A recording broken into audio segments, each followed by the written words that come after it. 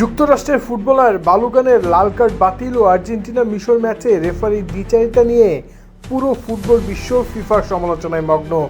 সকলেরই এক কথা, উভয় গোলের ক্ষেত্রে কেন ভিএআর চেক করা হলো না? নিয়ম কি শুধু মিশরের জন্য? সকলেই অনফিল্ড রেফারি ফ্রাসোয়া লেটেকজিয়াকে কার্ড করায় দাঁড় করাচ্ছেন, কিন্তু ফিফা রেফারিকে কিছুই বলছে না। কারণ খোদ ফিফার বিরুদ্ধে বিশ্বকাপে ফিক্সিং করার অভিযোগ উঠেছে।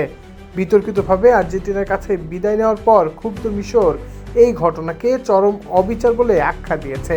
লিওনেল মেসির অনুপ্রেরণায় বর্তমান বিশ্ব চ্যাম্পিয়ন আর্জেন্টিনা আটলান্টায় অনুষ্ঠিত রোমাঞ্চকর ম্যাচে 2-0 গোলে পিছিয়ে থেকেও দারুণভাবে ঘুরে দাঁড়িয়ে কোয়ার্টার ফাইনালে জায়গা করে নেয়।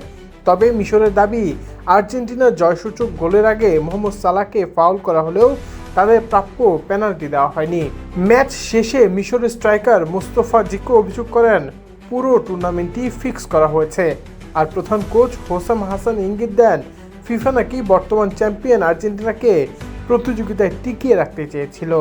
এই ঘটনায় তদন্তের দাবি জানিয়েছে মিশর ফুটবল অ্যাসোসিয়েশন। এখন কি ম্যাচটি আবার হবে, সে সুযোগ কি রেখেছে ফিফা? ইতিহাস বলছে বিশ্বকাপের ম্যাচ পুনরায় অনুষ্ঠিত হয়নি। তবে মাঠের খেলার চেয়ে গত 2 দিনে বেশি আলোচনায় রয়েছে যুক্তরাষ্ট্রের স্ট্রাইকার ফ্লোরিন বালোগুনের নিষেধাজ্ঞা স্থগিত হওয়ার ঘটনায় মার্কিন প্রেসিডেন্ট ডোনাল্ড ট্রাম্পের কথিত হস্তক্ষেপ। এই ইস্যুতে ফিফা সভাপতি জিয়ান্নি ইনফান্তিনোর পদত্যাগের দাবি উঠেছিল। এবার তা আরও জোরদার হলো।